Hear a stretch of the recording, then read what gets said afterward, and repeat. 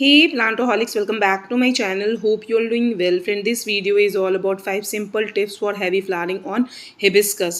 तो फ्रेंड्स, आज की वीडियो में मैं आपको बहुत ही आसान सी 5 टिप्स बताऊंगी. अगर आप जिन्हें फॉलो करोगे तो आपको भी रिजल्ट इतना बेहतरीन मिलेगा. आपके भी जो हिबिस्कस के प्लांट्स में बड़े बड़े साइज के गुड़हल जो होंगे वो खिलेंगे. इसके साथ साथ फ्रेंड्स, ये एक ऐसा परमानेंट फ्लावरिंग प्लांट होता है क्योंकि इसमें ये जो वैरायटीज़ होती हैं, जैसे कि आप ये जो देख रहे हो, ये है हाइब्रिड वैरायटीज़ जो कि आपका पूरा विंटर से लेकर स्प्रिंग तक बहुत अच्छे से फ्लावरिंग करते हैं. इवन इनका फ्लावरिंग का टाइम मानसून से ही स्टार्ट हो जाता है. इसके साथ साथ गर्मी में भी आपके पास ऑप्शंस होते हैं इस तरीके से. जो देसी हिबिस्कस होते हैं वो पूरा गर्मी से लेकर फ्रेंड्स आपका मानसून तक ये फ्लावरिंग करते हैं. तो साल भर ही आपके पास ये वाला प्लांट बहुत ही हैवी तरीके से फ्लावरिंग करेगा. तो सबसे पहली जो टिप आपको फॉलो करनी होगी कि इन्हें आपको फुल डे सनलाइट में रखना होगा, ओपन टेरिस में, जहाँ पे इन्हें पूरे दिन भर की खुली धूप मिलेगी. तो वहाँ पे इसकी ग्रोथ और इसी तरीके से बम्पर फ्लावरिंग होगी. तो ये इस चीज़ का ध्यान रखिएगा. इसको कभी भी किसी भी मौसम में आपको टेरिस में शिफ्ट नहीं करना ही है, ना ही आपको इन्हें किसी भी तरीके के ग्रीन नेट में रखने की ज़रूरत है. सेकेंड जो टिप आपको फॉलो करनी होगी वो ये होती है कि वाटरिंग का आपको बहुत ही ज़्यादा ध्यान देना पड़ेगा, क्योंकि एक्सेस में भी मॉइस्चर की वजह से इस प्लांट में मिली बग्स जो होते हैं वो सबसे ज़्यादा तेज़ी से लगते हैं और ये आपके प्लांट को ख़राब भी कर सकते हैं. तो इनिशियली अगर आप अपने प्लांट में पेस्ट अटैक से बचना चाह रहे हो तो पानी आपको तब डालना है अपने प्लांट में जब उसमें से थोड़ा थोड़ा करके मॉइस्चर लूज होने लगे, देन आप वाटरिंग करिए. और अगर आपके प्लांट में हैवी फ्लावरिंग हो रही है तो उस समय रेगुलरली वाटरिंग करनी है आपको. प्लस आपको, अगर आपने जैसे ये ज़मीन में लगा हुआ मेरा हिबिस्कस का प्लांट है तो यहाँ पे दिक्कत नहीं आती है, क्योंकि एक्सेस सॉइल भी होती है. तो मॉइस्चर अगर एक्स्ट्रा हो भी जाए तो भी कोई दिक्कत की बात नहीं होती है. लेकिन वही प्लांट अगर आपने पॉट में लगाया हुआ होगा तो उसमें आपको पानी का ध्यान देना होगा और इसका जो सॉइल मीडिया आप बनाएंगे उसमें सैंड की मात्रा को आपको बढ़ानी है, ताकि इसकी भी सॉइल बहुत ज़्यादा पोरस बने और उसमें पानी जो हो वो स्टैंड ना कर पाए. अगर वाटर स्टैंड करेगा तो इसमें पेस्ट अटैक बहुत तेज़ी से लगेगा, जो सबसे बड़ी दिक्कत इस प्लांट में आती है. तो वाटरिंग आपको सॉइल को चेक करके डालना है, लेकिन जब फ्लावरिंग हो रही हो तो बिल्कुल सुखाना भी नहीं है. एक्सेस जो वाटर हो वो ड्रेन आउट हो जाए आपके प्लांट के ड्रेनेज होल से. इस चीज़ का ध्यान रखिएगा. लगातार बारिश में भी अगर आपके प्लांट है और पानी ऊपर ठहर रहा है, मान लीजिए कई बार होता है 2 से 3 दिन लगातार बारिश हो रही होती है, तो जस्ट आपको एक स्टिक को इसकी सॉइल में दबा देना है.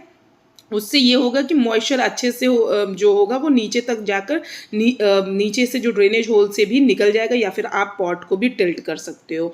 इसके बाद नेक्स्ट जो टिप आपको फॉलो करनी होगी फर्टिलाइजर्स के रिगार्डिंग, क्योंकि ये प्लांट एक हैवी फीडर है.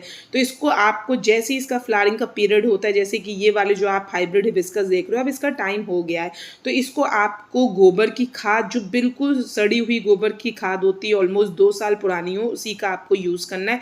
क्योंकि अगर आपने फ्रेश गोबर की खाद को यूज़ कर लिया तो उसमें मीथेन पाया जाता है और एक्सेसिव मात्रा जो मीथेन की भी वजह से ये आपके प्लांट को जला भी सकती है. बहुत ज़्यादा गर्म उसकी तासीर होती है. इस चीज़ का ध्यान रखिएगा.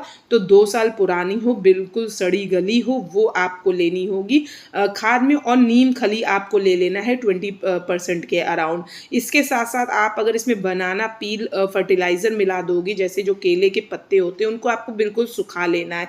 कोई भी आपको लिक्विड फर्टिलाइज़र की ज़रूरत नहीं, सुखा लीजिए, क्योंकि अगर आप लिक्विड फॉर्म में दोगे वो अगेन आप पेस्ट जो होगा उसको इनवाइट करते हैं. अगर ज़रा सा भी उसमें फंगस या फर्मेंटेट करके हम डालते हैं तो वो बहुत ज़्यादा लीड करता है फंगस को भी लेकर और पेस्ट अटैक को भी लेकर. तो सेफ साइड आप सुखा कर एक पील आपको एक प्लांट में डाल देनी है. और ये जो आप फर्टिलाइज़र डालोगे इसके फ्लावरिंग पीरियड में आपको महीने में एक बार ज़रूर से ज़रूर डालना है. इस चीज़ का ध्यान आपको रखना होगा, तभी आपको इतने हैवी नंबर्स में फ्लावरिंग देखने को मिलेगी.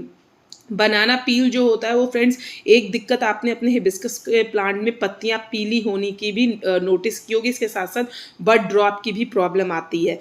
तो अगर आप बनाना पील डाल दोगे तो इसमें बनाना पील में पोटेशियम की जो मात्रा होती है वो काफ़ी ज़्यादा पाई जाती है, नाइट्रोजन तो नहीं पाया जाता है.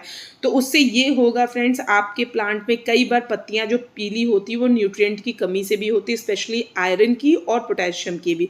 तो वो आपका बनाना पील जो होगा वो कवर अप कर देगा. और बड ड्रॉप की जो प्रॉब्लम आती है वो भी आपकी सॉर्ट आउट हो जाएगी अगर आप इसे अच्छे से फीड करोगे. न्यूट्रिशन की कमी की भी वजह से आपकी प्लांट की जो बर्ड्स होती हैं हैं वो गिर जाती हैं, तो इस चीज़ का ध्यान रखिएगा।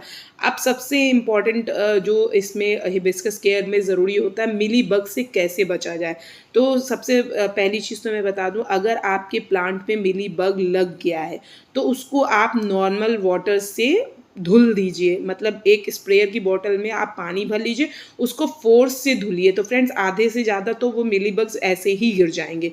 इसके साथ फ्रेंड्स आपको नीम ऑयल का स्प्रे करना होगा हर 15 दिन में, भले ही कीड़े लगे हैं या नहीं लगे हैं।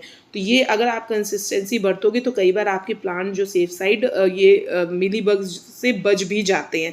तो इस चीज़ को आप ज़रूर से ज़रूर ट्राई आउट कीजिएगा। मिली बग्स जो होते हैं वो सादे पानी से ही निकल जाते हैं, आपको ज़्यादा कुछ नहीं डालने की ज़रूरत है। और कई बार बहुत ज़्यादा इन्फेक्टेड आपके प्लांट की ब्रांच है, उसको आप सिंपली ऊपर से कट कर दीजिए, ताकि आपकी जो नीचे की न्यू या फ्रेश जो लीव्स निकल रही हैं उसमें किसी भी तरीके का पेस्ट का अटैक ना हो। इसके साथ साथ फ्रेंड्स बारिश के टाइम में आपको फंजीसाइड थोड़ा सा लेकर पानी में मिलाकर उसका भी स्प्रे आप अपने प्लांट्स की पत्तियों पे कर दीजिए, ताकि आपका जो प्लांट हो वो किसी भी तरीके के फंगस अटैक से भी बच जाए। अगर आपके प्लांट में लगने वाला होगा तो सेफ साइड ये आप एज अ प्रिकॉशनरी भी डाल सकते हैं। अब इस प्लांट में जो प्रूनिंग है और रीपॉटिंग है, रिपोर्टिंग के लिए फ्रेंड्स मैंने डिटेल वीडियो बनाया हुआ है और मैं उसका लिंक ऊपर आई बटन पे दे दूंगी, आप जाकर ज़रूर वॉच आउट कर लीजिएगा कि कब प्लांट की कंडीशन होती है कि हमें इनको रिपोर्ट करना चाहिए। तो उस वीडियो का लिंक ऊपर दे दूंगी, ज़रूर वॉच आउट कर लीजिएगा। प्रूनिंग जो आपको इसकी करनी होगी, आप मानसून में इधर इसकी प्रूनिंग कर सकते हैं, इसके साथ साथ स्प्रिंग और ऑटम के टाइम में भी कर सकते हैं, जो कि इसका ग्रोइंग और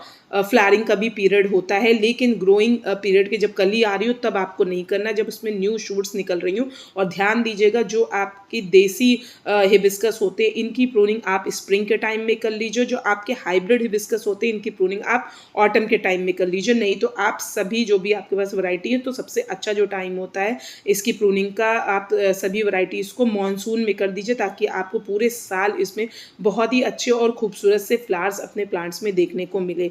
तो फ्रेंड्स आई होप आप लोगों को मेरा ये आज का वीडियो पसंद आया होगा। अगर आपको मेरा ये वीडियो पसंद आता है तो प्लीज़ मेरे चैनल को लाइक शेयर और सब्सक्राइब ज़रूर कीजिएगा। अगर आप अभी जुड़े हो मेरे इस चैनल पे तो प्लीज़ मेरे चैनल को सब्सक्राइब ज़रूर कीजिएगा। Hope you like the video. Thank you so much.